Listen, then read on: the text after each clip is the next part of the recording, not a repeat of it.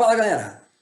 Depois de um tempo parado, o canal Tô Vendo Tudo traz de volta para vocês uma série de documentários chamados Grandes Impérios e Civilizações, a história visual do mundo. E o primeiro episódio é o nascimento das civilizações. Então, não sai daí, porque é depois da vinheta.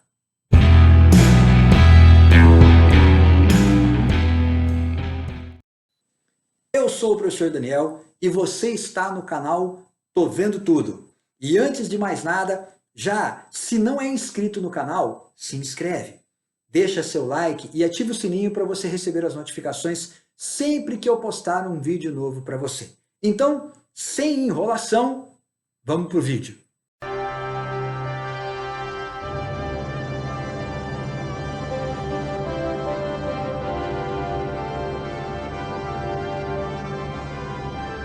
Grandes impérios e civilizações. História visual do mundo.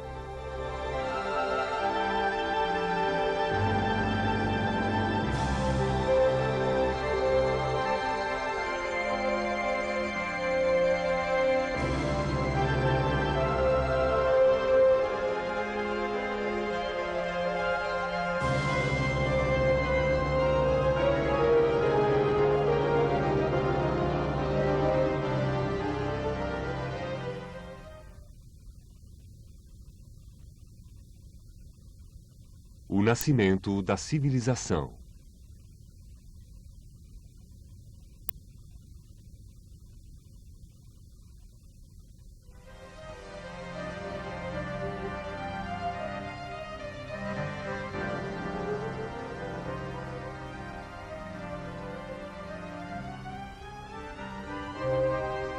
A que nos referimos ao falar de civilizações?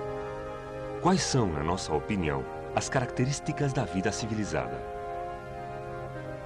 A cidade, a grande metrópole, o centro de vida de milhões de pessoas com seus grandes edifícios, suas amplas avenidas e seus monumentos públicos, suas ruas e estradas atestadas de tráfego, o transporte de sua atarefada população.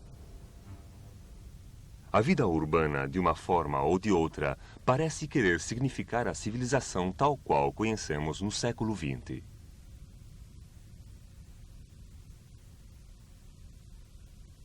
Também estão os artefatos da vida moderna cotidiana, aos quais já não damos nenhuma importância. Estes são os sinais externos de uma vida civilizada, mas algumas das características da civilização são menos tangíveis, como a música, o teatro.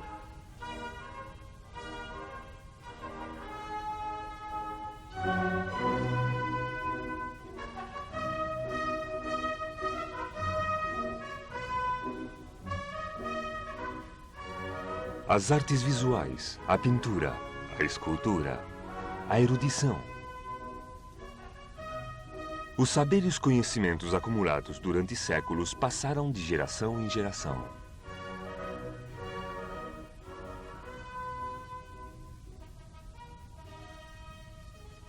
Acima de tudo, a civilização significa uma forma de vida ordenada, saber que podemos dedicar-nos a nossos assuntos sem impedimentos nem obstáculos.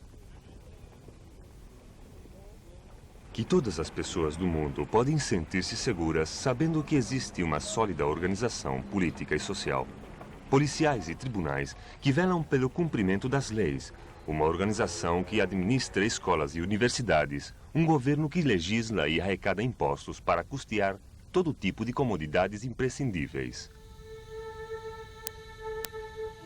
Olhando para o passado, podemos observar que por trás da civilização moderna jazem séculos de experiência e experimentos.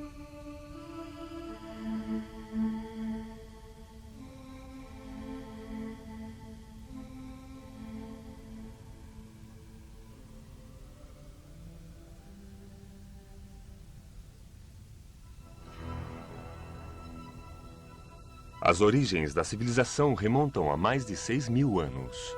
São os primeiros assentamentos urbanos que surgiram como resposta às novas condições originadas pelos avanços na agricultura.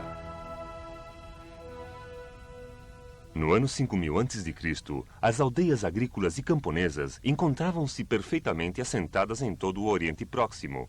Mas no sul da Mesopotâmia, os agricultores se enfrentavam com um novo desafio, pois a extensa planície aluvial oferecia imensas possibilidades para a agricultura, se conseguissem dominar as águas dos grandes rios. Para controlar estas águas, era necessário um sistema de diques e de irrigação que somente podiam ser construídos e mantidos mediante um trabalho de cooperação. Para manter abertos os canais de irrigação, necessitavam uma tarefa de vigilância constante. Do contrário, se obstruiriam rapidamente, e este fato necessitava um alto grau de organização social e, finalmente, de organização política.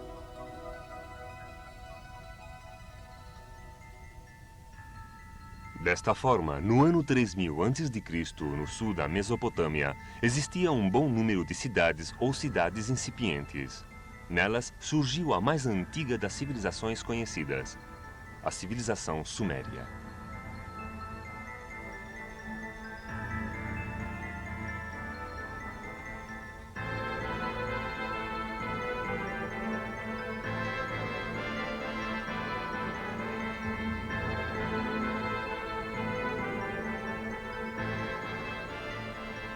Os sumérios se agrupavam em cidades-estado. Nesta planície, onde não existia nenhuma vantagem natural, nenhuma cidade podia exercer sua hegemonia durante muito tempo, e a preeminência passou de uma cidade a outra, antes de que toda a região fosse unificada por Sargon, um conquistador do norte que fundou uma nova capital, Akkad, no ano 2371 a.C. O Império de Sargon, em breve, se estendeu além da Mesopotâmia até o Irã, nos Montes Zagros ao sudeste, e até a Síria e a costa mediterrânea ao oeste. Sargon foi a primeira figura semi-legendária de um conquistador poderoso, cujos sucessores reduziram a importância das velhas cidades-estado, deslocando-se para um governo mais centralizado. A queda do Império de Sargon deveu-se tanto à invasão dos homens das colinas como a tensões internas, originando um renascimento do sistema sumério de cidades-estado, onde finalmente surgiu como força dominante a cidade de Ur, com seu poderoso Iguran, cujo império se estendeu desde o Golfo Pérsico até Ningred. Mas esta cidade caiu, cerca do ano 2000 a.C., sob a pressão dos novos invasores, os amoristas, que procediam provavelmente do leste da Síria. Entre os grandes impérios estabelecidos por eles se encontra o de Hammurabi, da Babilônia, 1800 anos antes de Cristo.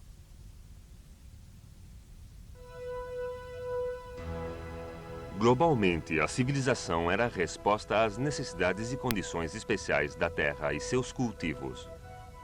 Todas as primeiras civilizações surgiram nas margens dos vales dos grandes rios. Primeiro foi a Mesopotâmia ao longo do Tigres e do Eufrates. Depois, ao longo do Nilo, o Egito Superior e Inferior foi unificado no ano 3100 a.C. por Menes, o primeiro faraó da primeira das 31 dinastias que governaram o Egito durante mais de 2500 anos.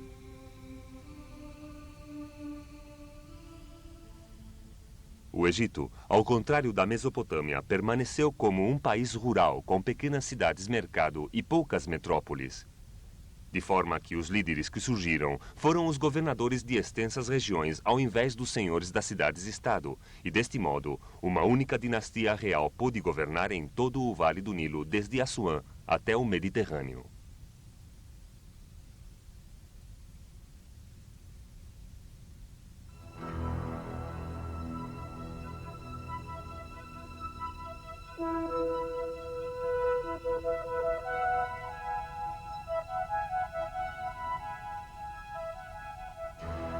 A primeira civilização do subcontinente indiano surgiu há aproximadamente 2500 anos antes de Cristo, nas margens dos afluentes do Indo, no atual Paquistão. Havia duas grandes cidades, Mohenjo-daro e Harappa, e 70 cidades menores, com um império que abarcava uma área de aproximadamente 130.000 km². Como na Mesopotâmia, a cidade do rio Indo era uma sociedade de sacerdotes, comerciantes e camponeses, e não existem provas no decorrer de sua história que surgiram reis e reinos.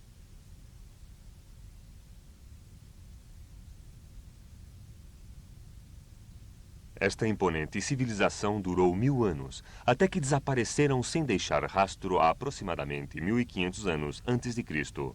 Sua existência não foi descoberta até 1925.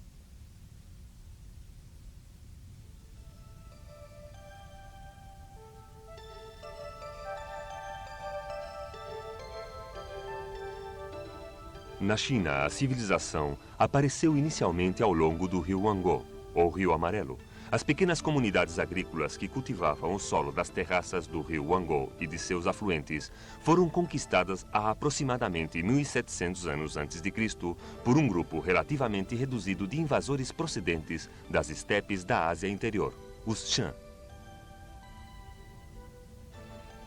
Os Shan construíram impressionantes capitais com cortes, funcionários reais e artesãos que fabricavam objetos de bronze de suprema delicadeza. Este utensílio ritual de bronze mede apenas 30 centímetros de altura.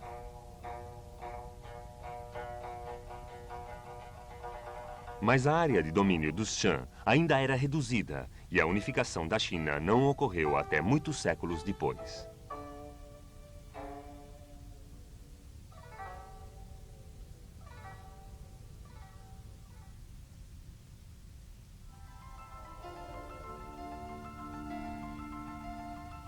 As primeiras civilizações na Mesopotâmia, Egito, Índia e China tiveram muitos rasgos em comum. Estas características foram as que as distinguiram das primeiras comunidades agrícolas das quais nasceram. Foram estas qualidades especiais os sinais de uma vida civilizada.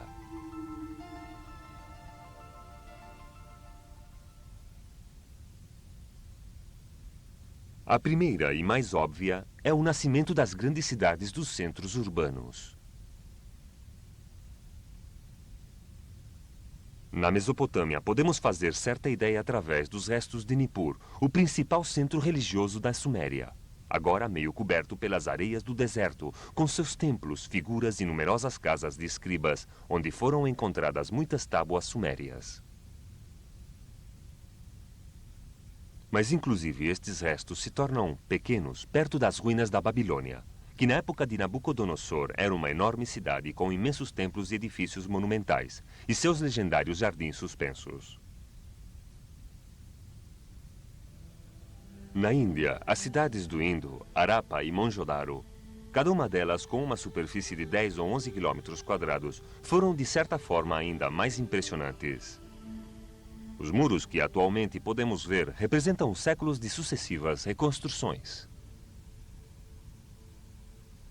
Ao contrário da maioria das cidades do Oriente Próximo, foram projetadas e levantadas sobre um modelo de escultura com um elaborado sistema de esgotos cobertos e amplas ruas principais que rodeavam grandes quarteirões de casas. As primeiras cidades caracterizam-se por seus edifícios monumentais. Esta reconstrução do figurativo de Ur nos mostra a magnitude que teve anteriormente este templo.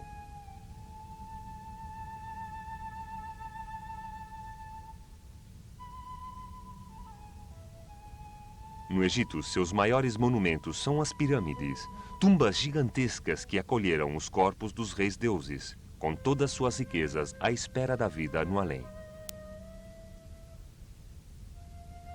A mais antiga, a do rei Joseph, é a enorme pirâmide escalonada em Saqqara, construída no ano 2650 a.C. A maior, a do faraó Khufu ou Khéops, se encontra em Sifet e se levanta sobre 5,5 hectares com uma altura de quase 150 metros.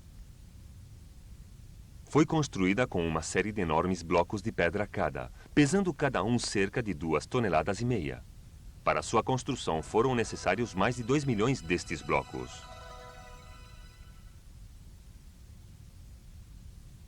A monumental arquitetura tinha por finalidade impressionar, marcar a profunda linha divisória entre as hierarquias dominantes e as pessoas comuns e impor e exaltar o caráter divino dos governantes.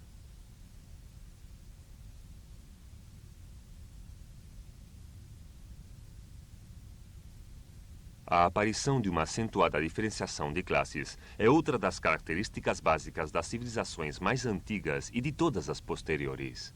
A riqueza estava concentrada nas mãos de uma nova elite. Primeiro nos sacerdotes e depois, à medida que os palácios começaram a rivalizar com os templos, nos reis, soldados e burocratas, como pode ser facilmente comprovado no famoso estandarte de Ur, que data aproximadamente do ano 2600 a.C.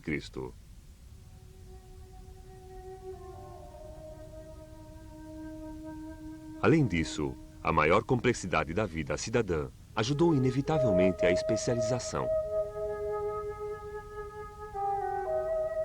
Apareceram artesãos que realizaram objetos de grande beleza, que já não eram simplesmente de utilidade, e algumas joias de elevada qualidade artística, como esta coroa ou diadema egípcia.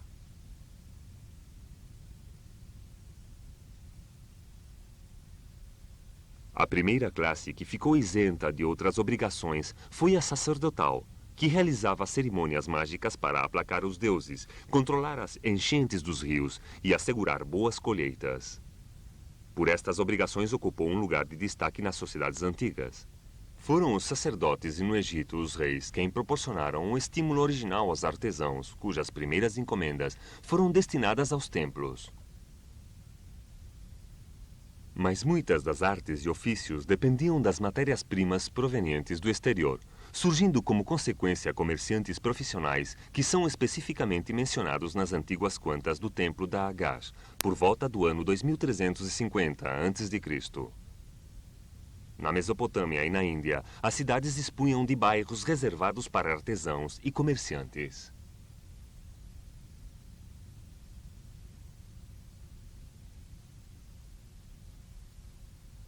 Um dos passos mais decisivos da evolução da civilização foi o desenvolvimento da escritura. Os sacerdotes da Suméria, como custódios das vastas propriedades, deviam administrar as terras do templo, pelo qual necessitavam levar um registro de contas, e este fato originou a invenção da escritura. A inscrição mais antiga data de épocas anteriores ao ano 3000 a.C. Foi feita em tábuas de argila. Os funcionários do templo pegavam um pedaço de argila, como nesta demonstração, aplainavam-na e com um bambu desenhavam sobre a argila.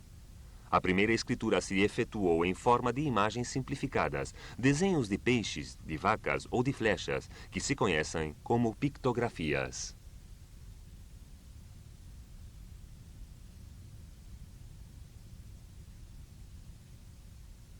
As primeiras imagens foram reduzidas gradualmente a formas convencionais realizadas com traçados em forma de cunha, que se conhecem como escritura cuneiforme. Deste modo, no ano 2000 a.C., a representação de uma vaca, de um peixe ou de uma flecha converteu-se num símbolo uniforme, onde já não se podia reconhecer a imagem original.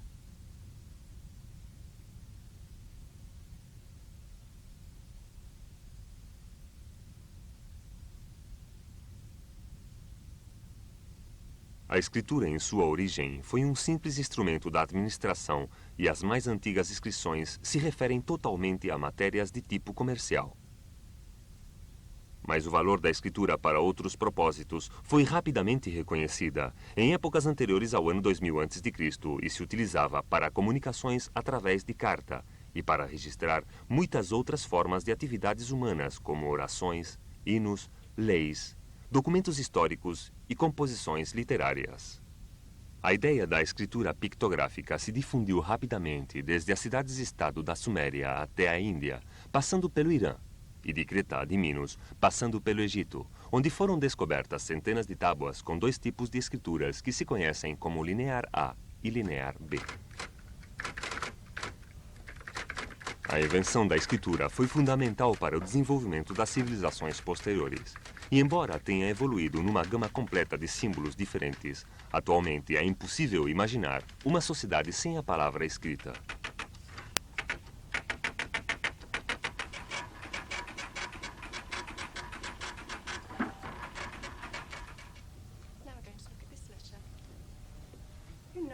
Em toda a sociedade civilizada, toda criança deve aprender a ler e escrever, pois a alfabetização é um requisito essencial para converter-se num membro com pleno direito da comunidade.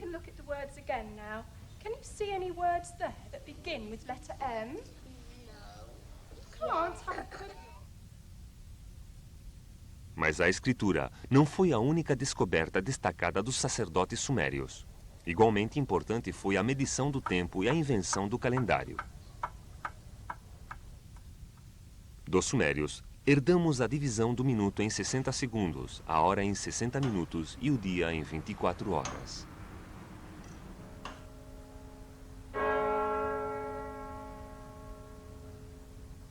E do Egito, herdamos o calendário básico de 365 dias por ano.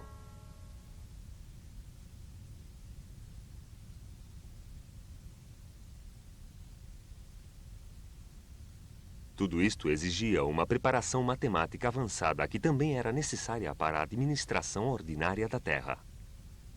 Os sumérios e os babilônios unificaram os pesos e medidas e começaram a desenvolver as regras e fórmulas apropriadas.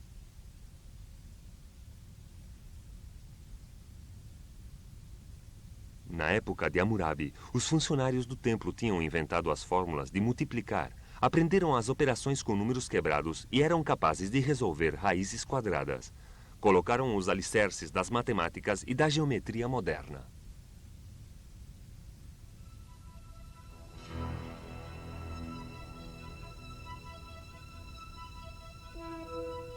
A Europa, nesta época, ficou muito atrasada. Ainda era uma época de agricultores e de aldeias dispersas.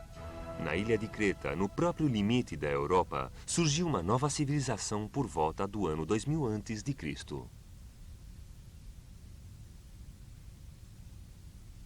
Mas esta civilização, denominada minoica pelo legendário Minos, rei de Cnossos, se desenvolveu na sombra das antigas civilizações do Oriente Próximo, sendo mais considerada como civilização oriental do que como civilização europeia.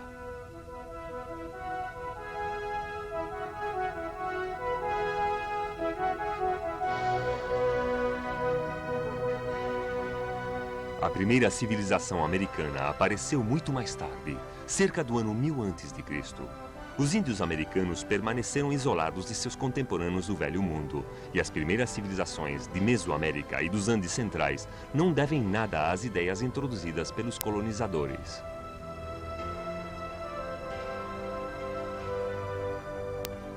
Os anos que vão desde o 3000 ao 2000 a.C. constituem um marco decisivo na história humana. O crescimento das primeiras grandes cidades com sua arquitetura monumental marca o nascimento de uma nova era.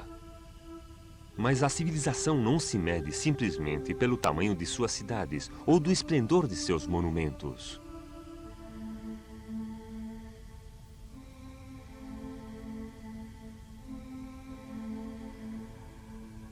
A escritura, a matemática, o calendário são testemunhas de uma grande explosão de criatividade.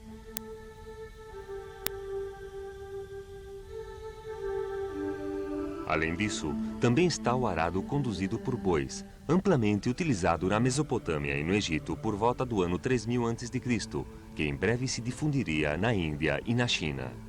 A roda e com a roda o carro e o domínio dos complexos procedimentos químicos que conduz à metalurgia.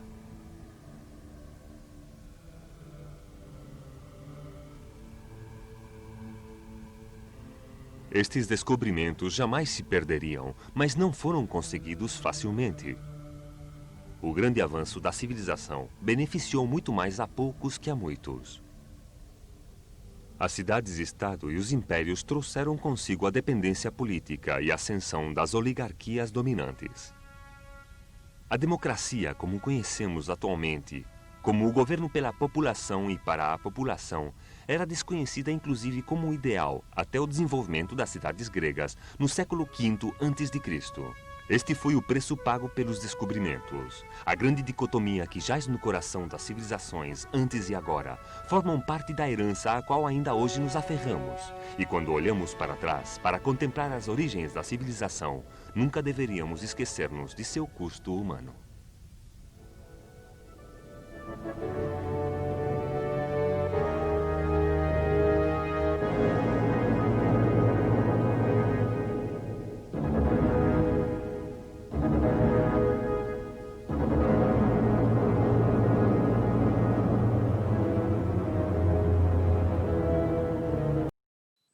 Galera, esse foi o vídeo de hoje. Eu espero que você tenha gostado, eu espero que você tenha aproveitado. Se você gostou, se aproveitou, se foi legal para você, compartilha com os amigos.